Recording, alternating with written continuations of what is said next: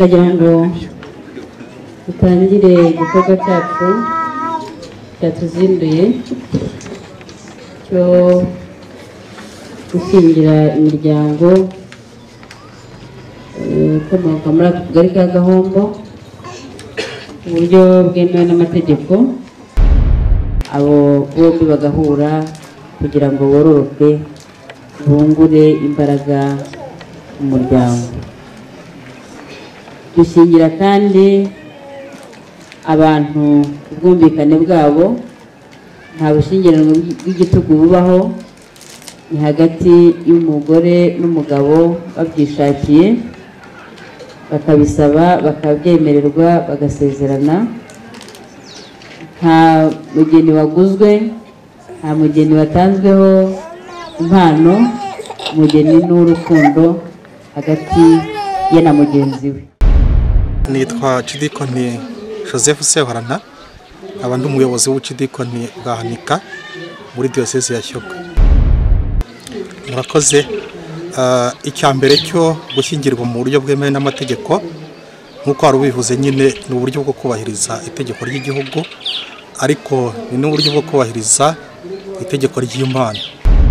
Wese azi imyaka amaze ku isi, ariko ntawe uzi yashigaje.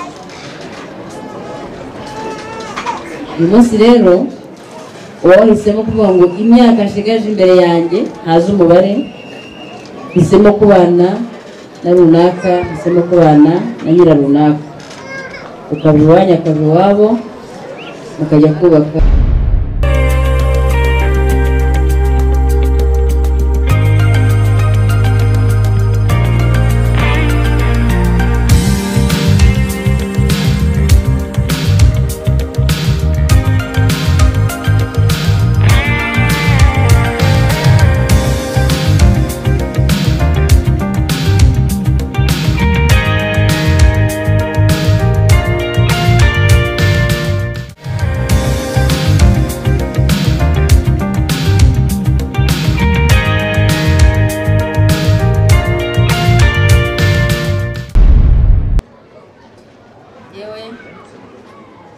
Ntagambwa Brigitte, mwanditsi w'irangamimerere Umurenge wa Kigoma, maze kumva amasezerano ya Musabyimana Oswald na Ntibagwire Marceline na Niyosenga Theogene na Kabatesi Evariste bagiye imbere yanjye mu ruhame rwa benshi, nshingiye kandi kubashamwa n'amategeko, nemeje ko kuva ubu abageni bashyingira nk'uko amategeko abiteganya.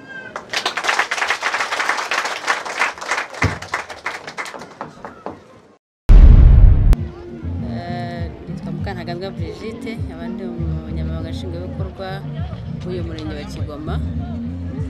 Nibyo koko uyu munsi twashingiye imiryango 13 yabanaga mu buryo butemewe n'amategeko.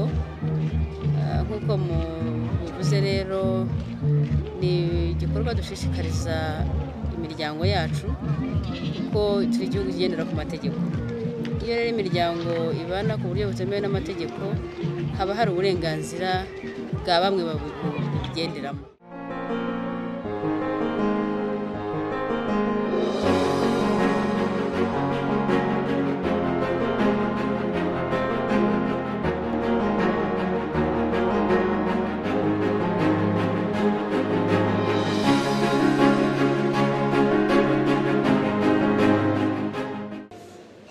Igikorwa cy'uyu munsi ni igikorwa cyo gusezeranya imiryango igeze kuri 12 y'abantu bari basanzwe babana. Imana ishimwe ku bwabo, ku mwanzuro mwiza bafashe bakiyemeza kuza ngo basezerane imbere y'Imana, icyubahiro gikomeze kuba icy'Imana.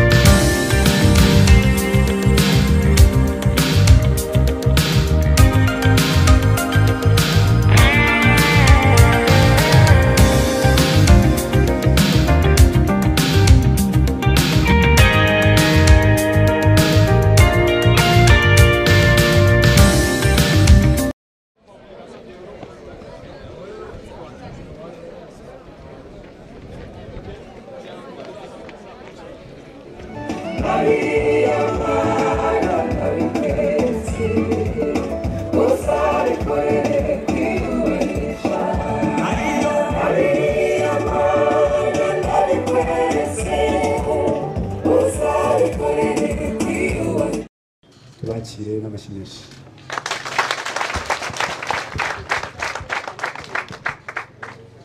Reka rero tugiye gutangira uyu mwanya umuhango wo gusezeranya abagabo n'abagore biteguye bari hano imiryango 13. nagira ngo dusenge Imana hanyuma dushyikirize umunyamabanga nshingwabikorwa umwanya kugira ngo atangire umurimo. Data wo mu ijuru, turagushimira kuri Imana yagennye ko umugabo agira uwe mugore, umugore akagira uwe mugabo, kandi bombi bakaba umubiri umwe. Izina ryawe rishimwe. Turagushimira abagabo n'abagore bari imbere yawe hano baje gusezerana imbere y'amategeko y'igihugu kugira ngo babane bafitanye amasezerano, babashe kubaka urugo ruri muri gahunda no mu murongo igihugu cyifuza kandi cyashyizeho. Iyi gahunda rero tubishyize mu maboko kugira ngo iyi tuyoboremo byose bikorwe neza uko biteganywa n'amategeko kandi uko byagenwe nawe ko ari wowe wahanze urugo rwa mbere ku isi. Tubisabye mu izina rya Yesu Kristo umwami wacu. Yaramutse. Ndagira ngo dutangire igikorwa cyacu cyatuzinduye cyo gushyingira imiryango ikomoka muri aka kagari ka Gahombo mu buryo bwemewe n'amategeko. Ni imiryango 13 yavukiye muri uyu murenge, mu ifasi y'umurenge wa Kigoma mu kagari ka Gahombo. Dushimira cyane mwahisemo kunyura imbere y'amategeko, ariko kandi tunashimira ababigizemo uruhare bose, by'umwihariko abafatanyabikorwa tubana umunsi ku wundi, ari EAR Paruwasi ya Gahombo ndetse n'umufatanyabikorwa Compassion mubana umunsi ku wundi. Kugira ngo umuntu ave mu byiza ajya mu bindi bisaba kuzuza byose, harimo no kubaha amategeko. Tina Nibagwire Marceline, nizere ko bahari. Dufite Niyosenga Theogene na Kabatesi Evanis bahari. Dufite Minani Theophile na Niyomuhoza Angelique nabo barahari. Bimenyimana Esdrasi na Nakure Alphonsine. Muhigirwa Jerome n'Uwineza Alice. Ntambara Aimable na nyina w'umuntu Colette. Somana Adieri na Mukakarisa Speciose. Sikubwabo Sirasi Yamuragiye Liberata. Niyigaba Pascal, Nyirasabimana Esther, Hakizimana Jean Dodier, Ugimana Ikora Valentine, Nzamurambaho Alexis, Mukabagambake Evaste, Wigema Vincent, Mukanyana muri Mediatrice, Mugesera Eliyo na Mukanyana muri Mariam. Ndagira ngo rero nshimire iyo miryango. Mushobora kuba hari yari imaze iminsi inabana, yanibarutse yungutse byinshi, ariko mu by'ukuri iyo mutasezeranye mutabana ku buryo bwemewe n'amategeko, hari uburenganzira buri wese aba abura kuri mugenzi we, ariko igikomeye hari uburenganzira tuba tubuza abana bacu. Ikirenzeho tuba turi abanyarwanda batujuje indangagaciro z'umuryango nyarwanda, kuko igihugu cyacu ni igihugu kigendera ku mategeko, ariko kandi tunabafashe kugira uburenganzira bwabo mu muryango nk'abanyarwanda. Uyu munsi rero icyo turifuriza ni ukubabwira ngo nk'abateye intambwe nk'iyi ngo mwubake urugo rwiza. Tuje kubaka urugo rwiza, niyo indoto yanyu, niyo imbere yanyu, nibyo byifuzo byanyu, ariko natwe ibyo tubifuriza, hari n'Imana nitubifuriza. Urugo rwiza rero ni ishusho y'ibintu bibiri. Urugo rwiza bwa mbere ni isura y'ijuru. Asenga ntimubizi? Ubundi baravuga ngo urugo ni ijuru rito iyo ari rwiza, ariko kandi urugo rwiza ni isura y'igihugu. Imiterere y'urwo rugo rutuje, rutekanye, ruteye imbere, ngiyo isura y'igihugu. Igihugu gitekanye, igihugu giteye imbere. Tubasaba ibyo dushingiraho kugira ngo turebe ko mwasezerana, murabituha.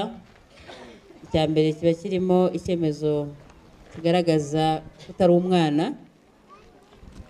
Iyo tuvuze umwana imbere y'amategeko, mu bushyingiranwe ni umuntu ufite imyaka iri munsi ya 21. Iyo rero ufite imyaka 21 uba wemerewe kubaka urugo, kuko nyine urugo rwubakwa n'umuntu ukuze. Ufite iyo myaka ukomeza. Mwarabituzaniye, twasanze nta mwana urimo. Tubasaba ikindi cyangombwa kigaragaza ko nta yandi masezerano mwagize bushyingiranwe, icyemezo kigaragaza ko uri ingaragu iyo utashatse, cyangwa icyemezo kigaragaza ko ushobora kuba wari ufite amasezerano y'ubushyingiranwe ariko atagihari kubera impamvu imwe cyangwa izindi. Ubundi amasezerano y'abashyingiranywe iyo atagihari biba byaratewe n'impamvu ebyiri.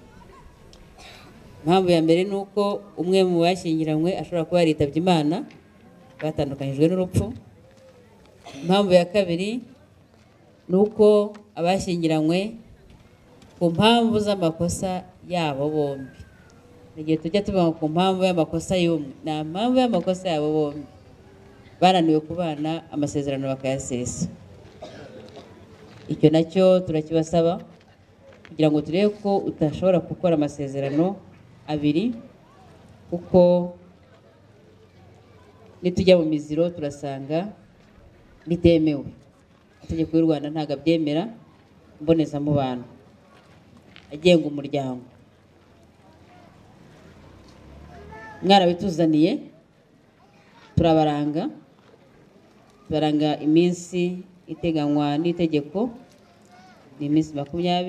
Ariko nk'uko muziranye, mwashakanye mwaciye mu miryango, n'imiryango yacu ntabwo yabyemera ko mwaza gusezerana imbere y'amategeko, imbere y'Imana muhuje igitsina, abo bombi bagahura kugira ngo bororoke, bungure imbaraga mu muryango.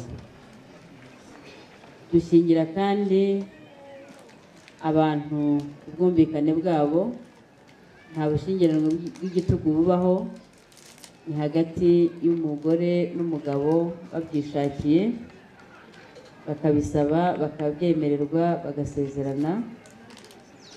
Nta mugeni waguzwe, nta mugeni watanzweho impano, umugeni n'urukundo hagati ye na mugenzi we. Ni ubushyingiranwe bwemeranijweho n'aba bantu uko ari babiri. Ikindi, ubushyingiranwe bwemerwa igihe bwakorewe imbere y'inzego zibifitiye ububasha. Ubwo ni ukuvuga ngo ni imbere y'umwanditsi w'irangamimerere mu ifasi. Uyu munsi mu murenge wa Kigoma, ifasi ya Kigoma, imbere y'umwanditsi w'irangamimerere mu murenge wa Kigoma haravukira imiryango 13. Niyo mpamvu ubushyingiranwa bwanyu bukorewe imbere y'inzego zifitiye ububasha kandi bugakorerwa ahemewe n'amategeko. 3 kugeza uyu munsi ni umunyamabanga nshingwabikorwa w'umurenge mu ifasi ye, ndavuga wemerewe gushyingira kuko irangamimerere ryo ni rigari. Iyo tuje gushyingirwa ni umunyamabanga nshingwabikorwa w'umurenge mu ifasi ye, ni umuyobozi w'akarere mu ifasi ye, n'uhagarariye igihugu cyacu mu gihugu yohereje.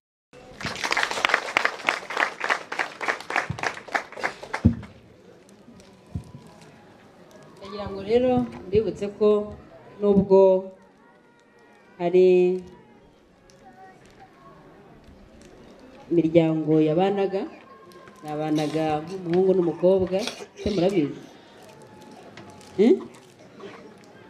Mwari mugira abahungu n'abakobwa, sinzi uko babita, ariko sinzi ukuntu babita, ariko ubundi buriya mwari mutarashyingirwa. Hari umusaza nigeze kwakira n'umukecuru barambwira bati ariko wa mwana we, igihe twabaniye uratubwira ko utari umugabo wanjye gute? Ntabwo turi bushidikanye ko kuba mwicaye hano, kereka niba ari bya bindi ngo Imana yahishe abantu ku mutima. Murabyemera? Muraziranye? Murebane mbabwire inshingano ya mbere y'umugabo n'umugore. Mubishobora mu ngano. Murebe uwo mwicaranye.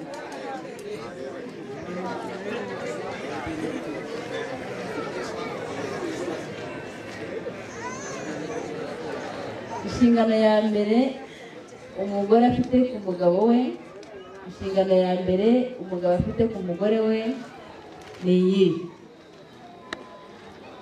Nubwo ntabwo ndibabwire nyinshi cyane, ni iyi.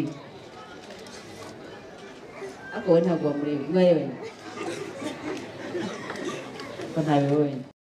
Umuteteshe, umuhimbire indirimbo niba utari umuhanzi, uyu munsi utangire uyoba. Kubera ko ducuruza tujya no kurangura i Kigali cyangwa mu Ruhango cyangwa mu Rwanda, abantu bafatanya inzira tugakunda. Urukundo rw'umugabo n'umugore rero ntukajye mushingira wowe ntanakindi gushingira kuri uwo muntu uwo ari we, uwo nyine wamureba ku mutima wawe urabona. Nk'uko umucuruzi wihuse cyane areba ifaranga bito muri kopu akishima, urukundo ukunda umugore wawe ujye umubona.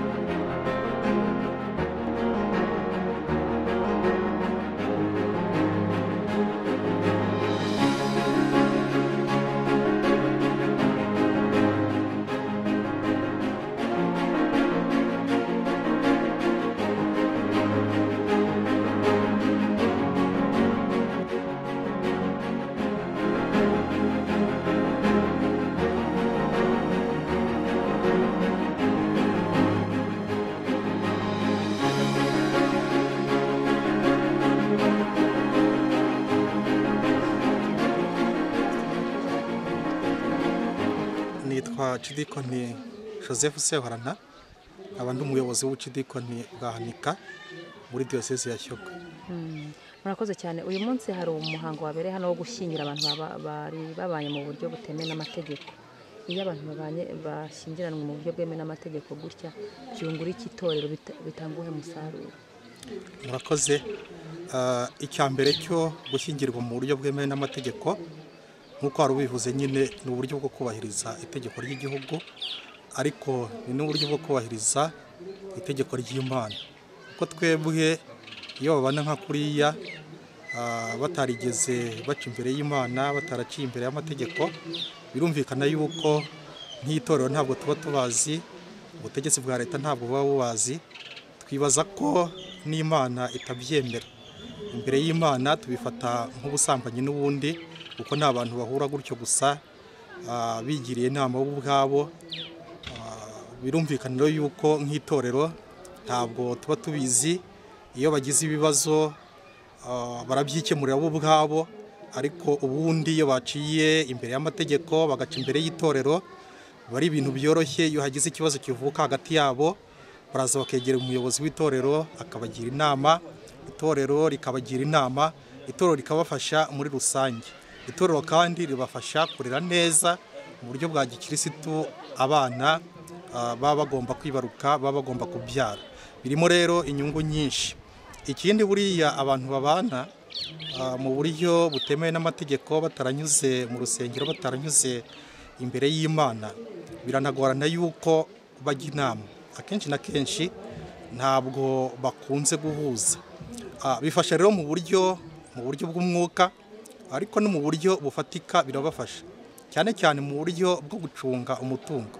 Buriya abantu babana batarashyingiranywe, buri wese aba afite icyo yikeka ku wundi, kuko niba ari umugore ntabwo aba yizera neza yuko umuntu babana azaba umugabo we.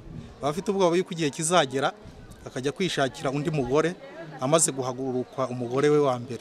Ubwo rero urumva kuza imbere y'Imana byongera icyizere hagati yabo, ariko kandi nanone iyo bamaze kugirana icyizere birumvikana yuko bibarinda gusesagura umutungo. Iyo ari nta cyizere buri wese akurura ajyana ukwe, akavuga ati ntawamenya ejo bundi uyu mugabo najya kwishakira undi mugore nanjye nzabe mfite ibyo njyana ku ruhande.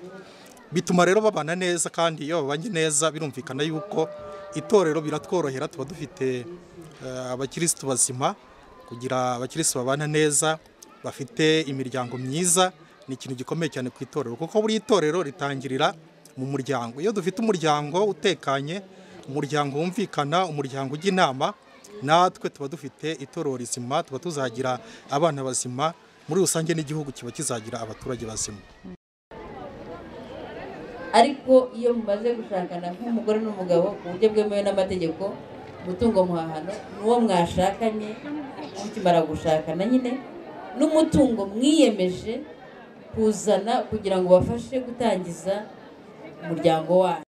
Umutungo wanyu uko mwabihisemo, kuzawucunga uko mwabihisemo. Mushobora bahisemo kuba bawuvanga, kuba bawuvangura, bawuvanga muri rusange, bawuvanga ari muhahano, bawuvangura ku buryo busesuye. Ayo ni amahitamo yabo, ntawe bahitiramo. Ni nayo mpamvu iyo bitubwira nawe bagisha inama, natwe tubabyandika tukababikira n'iryo banga irya babiri. Ariko kandi itungo murayifite, umuryango mwahisemo kuwubaka kandi mukawubaka neza, ariko bajya bavuga ngo nta byera ngo de. Ushobora kuba atari byo mwifuza, nta nubwo aribyo tubifuriza. Ntabwo igihugu cyakwifuza ko imiryango idakomera, ariko nk'abubatse muzi ubuzima mwabayeho kugeza uyu munsi. Buri wese azi imyaka amaze ku isi, ariko ntawe uzi yashigaje. Uyu munsi rero uba wahisemo kuvuga ngo imyaka nshigaje imbere yanjye ntazi umubare, hisemo kubana na runaka, hisemo kubana na nyira runaka, ukaba iwanyu akaba iwabo, mukajya kubaka umuryango.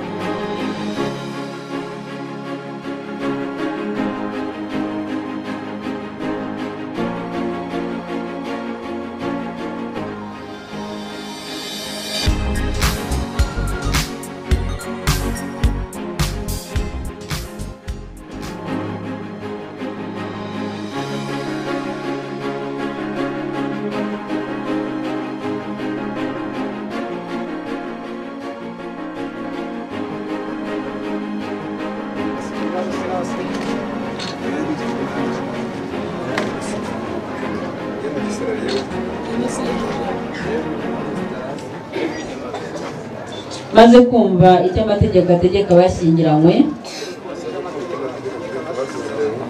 nemeye nta gahato ko wowe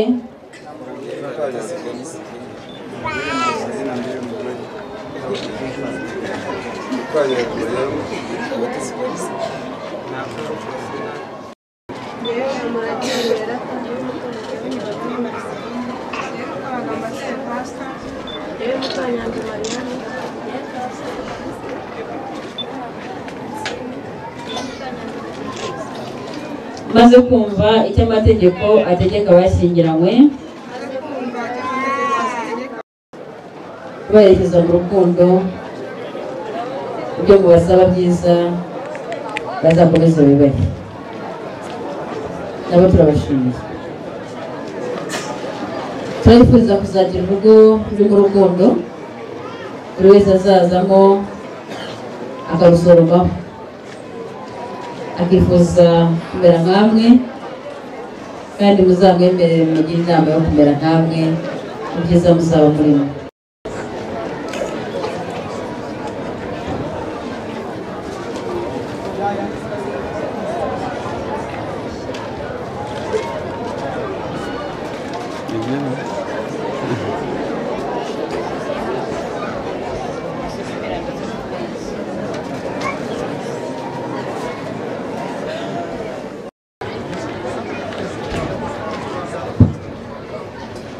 yewe Kantagambwa Brigitte mwanditsi w'irangamimerere Umurenge wa Kigoma maze kumva amasezerano ya Musabyimana Oswald na Ntibagwire Marceline na Niyosenga Theogene na Kabatesi Evariste na Minani Théophile na Niyomuhoza Angelique ya Bimenyimana Esdrasi na Nakure Alphonsine ya Muhigirwa Jerome Uwineza Alice ya Ntambara Aimable na nyina w'umuntu Colette ya Somana Adieri na Mukakarisa Speciosa ya Sikugabo Sirasi na ya Muragiye Liberata Niyigaba Pascal na nyina Nsabimana Esther ya Hakizimana Jean Dodier n'Ibyimana Kora Valentine na Nzamurambaho Alexis na Mukabagambake Evaste ya Rwigema Vincent na Mukanyandwi Mediatrice ya Mugesera Eliol na Mukanyandwi Mariam bagira imbere yanjye uruhame rwa benshi shingiye kandi kubashamwa n'amategeko nemeje ko kuva ubu abageni bashyingiranywe nk'uko amategeko abiteganya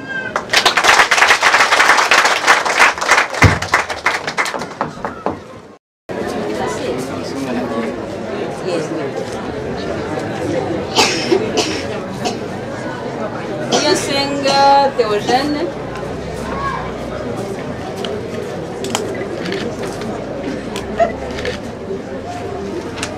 Minani Théophile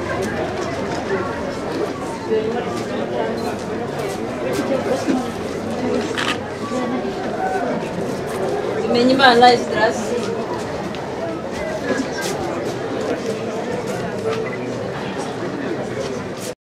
imiryango ivukiye muri iki kigo muri iyi fasi ya Kigoma kuri uyu munsi yiyemeje gusezerana ikabana ku buryo bwemewe n'amategeko turayakiriye kandi tubifurije ibyiza bifuza imbere hanyu ni heza umunsi mwiza rero murakoze executive no kureba hano hari imiryango yashyingiwe ariko yabanaga mu buryo butemewe n'amategeko mubona iyi miryango ibana mu buryo butemewe n'amategeko ni iki bidindiza yaba mu iterambere ry'umurenge ndetse n'iry'igihugu muri rusange n'imiryango yabo murakoze nitwa Kantagambwa Brigitte abandi umunyamabanga nshingwabikorwa w'uyu murenge wa Kigoma nibyo koko uyu munsi twashingiye imiryango 13 yabanaga mu buryo butemewe n'amategeko nk'uko mubivuze rero ni igikorwa dushishikariza imiryango yacu kuko turi igihugu kigendera ku mategeko. Iyo rero imiryango ibana ku buryo butemewe n'amategeko haba hari uburenganzira bwa bamwe babigenderamo, cyane cyane abana, ariko na ba nyir'ubwite ntabwo baba borohewe kuko rimwe na rimwe iyo bibaye ngombwa ko ya miryango itarebana neza, ari nabyo byihuta cyane muri iyo miryango, usanga kenshi hahora amakimbirane. Menya ari uko umwe abavuga ati ntabwo n'ubundi uri umugore wanjye cyangwa uri umugabo wanjye, ariko tubonamo ayo makimbirane, kandi umuryango ufite amakimbirane burya nta terambere ushobora kuwushakiramo. Noneho byagera ku bana byo bikaba ibindi, kuko abana babuzwa uburenganzira. Kenshi ugasanga umwana yavutse ntiyanditse mu bitabo by'irangamimerere, bikazamugiraho ingaruka mu buzima bwe bw'igihe kirekire. Ayo makimbirane iyo akomeje kuzamuka, usanga aba bana babura uburenganzira kuva ku buvuzi, ku burezi, iterambere ry'umuryango mu by'ukuri rikadindira. Iyo rero umuryango umwe udindiye, burya umuryango mugari w'Abanyarwanda uba udindiye, kuko iterambere ry'igihugu rishingiye ku muryango. Muri uyu murenge wa Kigoma bihagaze bite? Wenda hari imibare ihari y'abantu n'ubundi bakibana mu buryo butemewe n'amategeko? Imiryango irahari, kuko ubwo twari twayegeranyije mu gihe cyashize twagize imiryango igera muri 200. Mu by'ukuri kuva tuyibaruye turagenda dusezeranya n'iki cyiciro n'icyo gikurikiyeho ku bufatanye bw'abafatanyabikorwa bacu, baba abanyamadini n'amatorero, baba ubuyobozi bwite bwa leta. Ntabwo ari igikorwa twakoze uyu munsi gihagaze, tuzi neza ko iyo miryango uko izagenda yumva twizera ko tuzayishingira kandi turiteguye. Ubwo mwaherukaga kubara abo 200 ryari? Duheruka gukora icyegeranyo cyabyo mu kwezi kwa gatandatu, nibwo twari dufite imiryango 200 yari imaze kumenyekana ibana ku buryo butemewe n'amategeko. Muri iyi minsi tumaze gusezeranyamo imiryango igera muri 60 kugeza uyu munsi. Hari indi miryango n'ubundi iri muri iri torero ndetse n'ahandi hirya no hino itarashyingiranwa nubwo barabemeye gushyingira, abanyamadini bo murabasaba iki? Abanyamadini icyo tubasaba, nk'uko n'ubundi dufatanya muri byinshi, usanga abo bantu bafite itorero basengeramo cyangwa idini runaka, turafatanya n'ubundi mu bukangurambaga, duca ku ruhande nk'ubuyobozi tukabigisha, n'amadini akabigisha igihe bageze mu rusengero. Urumva rero kwigisha, turafatanyije kwigisha kugira ngo ya myumvire ihinduke, umuntu yumve ko gushyingirwa, kubana n'umugabo, kubana n'umugore mu buryo bwemewe n'amategeko ni byiza, bituma umuryango utuza, utekana kandi ugatera imbere. Murakoze cyane. Murakoze, utangire twibwira. Yewe nitwa Magirwa Jerome, abantu muri murenge wa Kigoma, akagari ka Gahombo, by'umwihariko nkaba nsengera hano itorero rya Anglikani ya Gahombo. Wari umaze igihe kingana iki wubatse? Njyewe maze imyaka 10 nubatse. Ngaho tubwire, uyu munsi nibwo wasezeranye imbere y'amategeko n'imbere y'Imana mu gihe gushyingirwa? Uyu munsi kuba wabanaga n'uwo mwashakanye mudashyingiranwe imbere y'amategeko mu buryo bunyuranyije n'amategeko, byagiraga izihe ngaruka mu muryango? Byagiraga ingaruka kuba wenda nk'abana banjye nta buzima gatozi bari bafite, cyangwa se kuba nta no kwizerana twari dufitanye, ariko uyu munsi tugiranye icyizere cy'uko ari umugore wanjye nayo mugabo. Kuba mutari mwizeranye byagiraga izihe ngaruka? Byadindizaga iterambere ryanyu gute? Wenda kubera kutizerana birashoboka ko umwe ashobora kunyuza utuntu ku ruhande kubera nta bwizerane? Dusobanurire. Bishobora kuba byabagaho rimwe na rimwe, wenda nko dusobanure nyine, ubisobanure ndagufasha. Umuntu wenda twaba tufite nk'amafaranga, umuntu akavuga ati ya n'ayanjye, undi akavuga ati ya n'ayanjye, akaba yakoresha icyo gikorwa yumva ashishakire. Ariko ubu ngubu tugiye kujya duhuriza hamwe dusangira umugozi. Wasangaga n'abana batanditse mu irangamimerere? Abana bo babaga banditse, ko nanjye ubwanjye nsanzwe ndi umuntu usobanutse, ariko bari batarangiye, ariko ubu mfite akanya mbonye uburyo hano banjye banyandika. Bari banditse kuri indi? Banditse ku mugore, kuko iyo umuntu abana n'undi bitemewe n'amategeko bandika ku mugore. None ubu uyu munsi babaye abana banyanditseho kandi abana banjye. tugiye kuganira nawe turi kuganira uyu munsi mwasezeranye mu buryo bwemewe n'amategeko. Wari umaze igihe kingana iki wubatse? Bari mumaze imyaka 20. Mugize abana bangahe? Abana bane. Utubwire n'amazina yawe. Nitwa Nibagwire Marceline. Kuba mwabanaga mu buryo butemewe n'amategeko byagiraga izihe ngaruka haba kuri wowe haba ku muryango?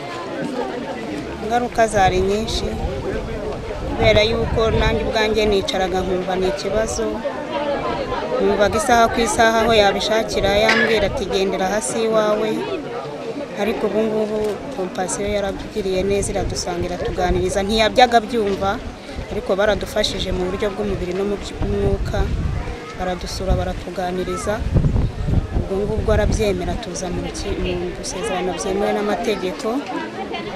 Uyu munsi bikaba byashoboje kompasiyo rwose yageze neza. Ubu se nta n'imitungo yajya gipfa ubusa bitewe n'uko yajya gipfa ubusa. Tugiye imitungo yajya gipfa ubusa. Nubwo ari njyewe hari uburyo nabonaga nshaka gukora ariko ntibikunde, nkatekereza ngo nshobora gukora, ariko kubera ko nta sezerano dufitanye ibyo nakoze bigapfa ubusa nkabisiga bikaribwa n'undi ashatse, bigatuma ntakora nk'uko byakagombye. Nawe ashobora kuba yavugaga ati nzajya ncisha aha ngaho uko mbyumva kuko n'ubundi nta nkontorora mfite, nta mugore mfite, nubwo twari tumaranye imyaka 20 muri make, ariko yumvaga nta mugore afite, nanjye nkumva nta mugabo mfite. Abana nabo nyine ingaruka zari nyinshi kubera yuko nk'ubwo ngubwo ubu ngubu nk'uwo twari dufite utanditse kumwandikisha bigiye kutworohera. Ubwo yari afite igihe yari afite imyaka 11 atanditse. Ibyo wabonaga bigira izihe ngaruka ku muryango? Abana ntibanditse n'abandi bari banditse kuri wowe. Nabonaga bifite ingaruka kuko nyine nubwo abana nari narababyaranye n'umugabo, ariko ubwo barabangiye ku giti cyanjye kuko ari cyo. Wahoranaga n'impungenge uvuga ati antaye byansaba kwirwarira. Bidusobanurire. Numvaga nyine ko anamutse ntaye ubwo ari ukwihanyanyariza n'abana banjye, cyangwa se habayeho ibibazo agapfa, nta burenganzira naba mfite aho ngaho muri uwo muryango, nahita nangarana n'abana banjye. Ubu bigiye guhindura ikirere iterambere. Nk'ubu ngubu hari ukuntu nasanze afite inzu mwenda mufasha turubaka, ariko twubaka afite ikibazo, ariko ubu ngubu nta kibazo afite, ngiye no gushaka uburyo tuyikorera amasuku n'ibitarakorwa tugiye kubikora kuko numva urugo rwabaye rw'abantu babiri. Ni ukuvuga ngo iterambere rigiye kwihuta.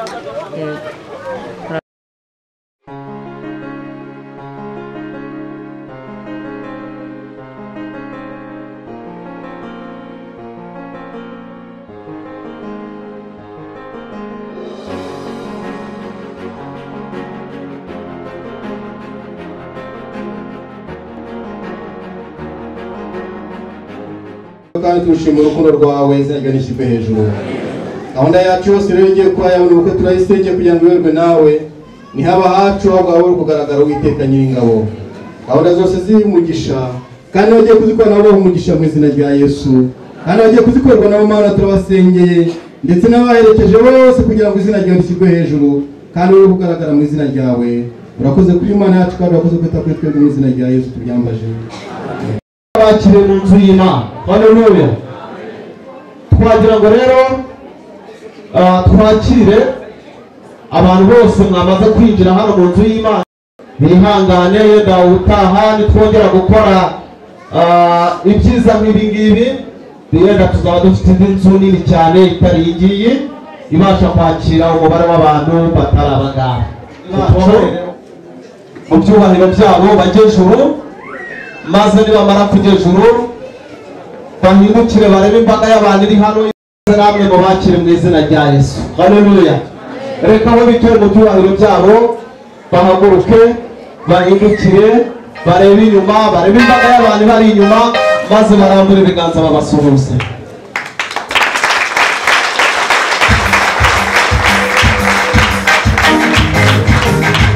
Bene data Imana ibaha umugisha cyane no kuba pastori, maze tukwakire, maze nawe utwakirira abashyitsi batandukanye turi kumwe muri uno muhango mwiza. Murakoze umuyobozi w'iyi gahunda, kugira ngo ataricara nawe mumwakire. Ni perezida wa paruwasi ya Gahunga. Murakoze cyane kandi Imana ibahe umugisha. Igikorwa cy'uyu munsi ni igikorwa cyo gusezeranya imiryango igeze kuri 12 y'abantu bari basanzwe babana. Imana ishimwe ku bwabo kuko umwanzuro mwiza bafashe bakiyemeza kuza ngo basezerane imbere y'Imana, icyubahiro gikomeze kuba icy'Imana. Turi kumwe rero n'abashyitsi benshi, ariko muri uyu mwanya nagira ngo twakire pasiteri directeur wa GSL ahaguruka aramutse. Yesu ashimwe. Murakoze cyane Imana ibahe umugisha. Twakire nyakubahwa Archidikoni, umuyobozi w'Archidikoni bwacu bwa Hanika.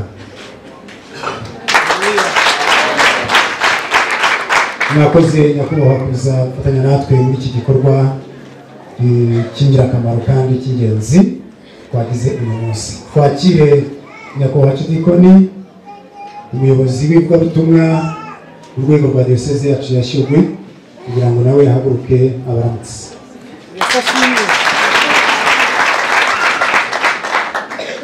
Haleluya.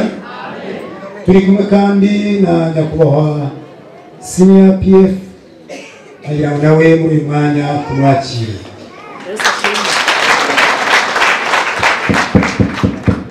Haleluya. Turi kumwe na PB, Project Director w'umushinga w'inkunga na Compassion, nawe yahaguruka kumwakira. Turi kumwe n'umwe mu bajyanama muri projet iterwa inkunga na Compassion, turi gusomere ibyanditswe muri iri teraniro, nawe yahaguruka kumwakira. Haleluya. Turi kumwe na Presidente wa Mothers Union mu rukiko rwacu bwa Hanika, nawe yahaguruka kubasuhuza kumwakira. Yesu ashimwe. Mwese rero abashyitsi turabakiriye kandi tubahaye rero kuva mu gitondo saa 4 ziburaho kugira ngo saa 3:30 Senior PF yari yageze hano muri ibi birori. Tukaba ngira ngo tumushimire cyane uruhare yagize kugira ngo ibi birori bibeho, kugira ngo ubu bukwe tube tuburimo. Hano hari umushinga uterwa inkunga na Compassion, akaba ari we mpuzabikorwa mu karere ka Nyanza na Ruhango w'imishinga ihakorera iterwa inkunga na Compassion. Yagize uruhare runini rero kugira ngo tube turi muri ibi birori, tube turi muri ubu bukwe, nagira ngo mumfashe tubimushimire. Igiciro cyinshi kubana nawe kuva mu gitondo ari hano. Hanyuma rero mu nshingano nyinshi afite, mu mwanya afite inama agiye kuyobora, nagira ngo rero tumwemerere tumuhe umwanya atugezeho ubutumwa yatuzaniye adufitiye, kugira ngo naza kubona igihe cye kigeze cyo kugenda aze kugenda, ariko ubutumwa ubukwe ukunda ikirori cyane. Ariko ufite inama, dufite retraite mu kuwa mbere, so hari inama rero ngomba kwitabira iri mu itegura. Reka maze shimira abageni bacu. Yesu abaho umugisha ko mwateye intambwe ya kigabo, mubakomera amashyi cyane.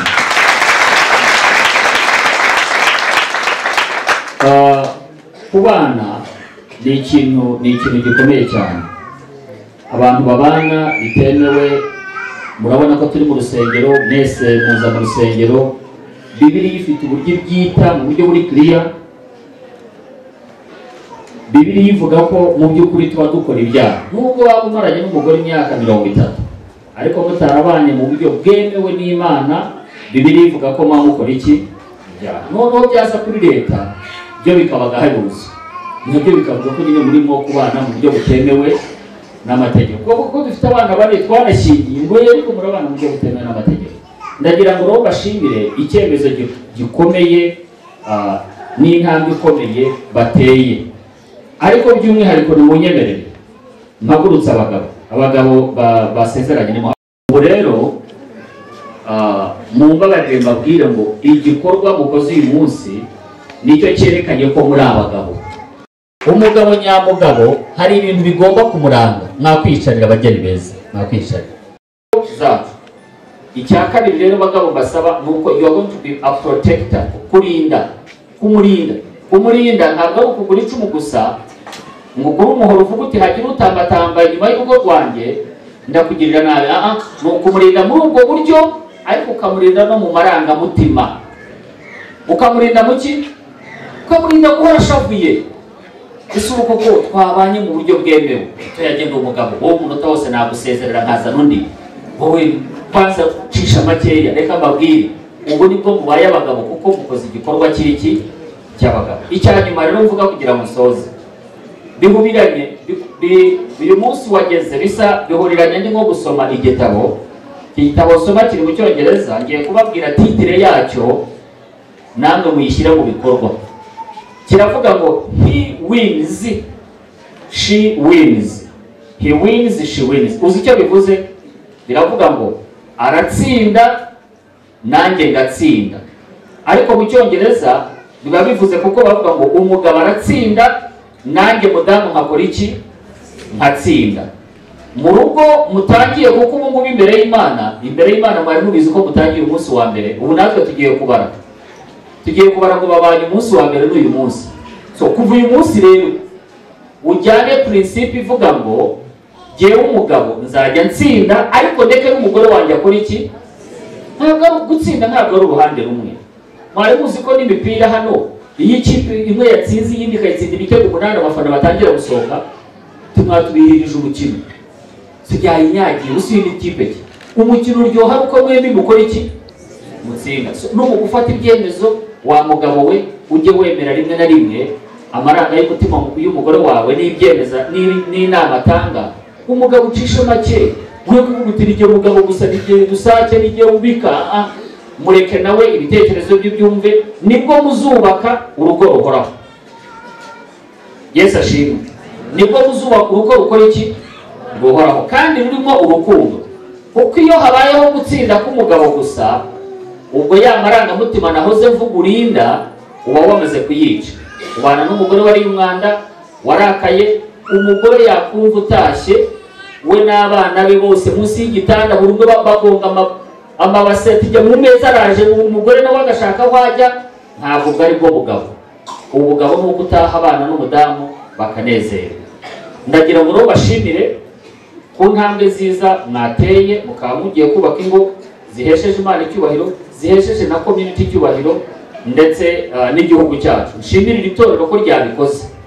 Mwebwe rero mwasezeranye muragatonya ku bantu bagombaga gusezerana. Ubu ngubu dusigaje abantu 43 batari batera intambwe ya kigabo. Ndabakangurira gutera intambwe ya ki.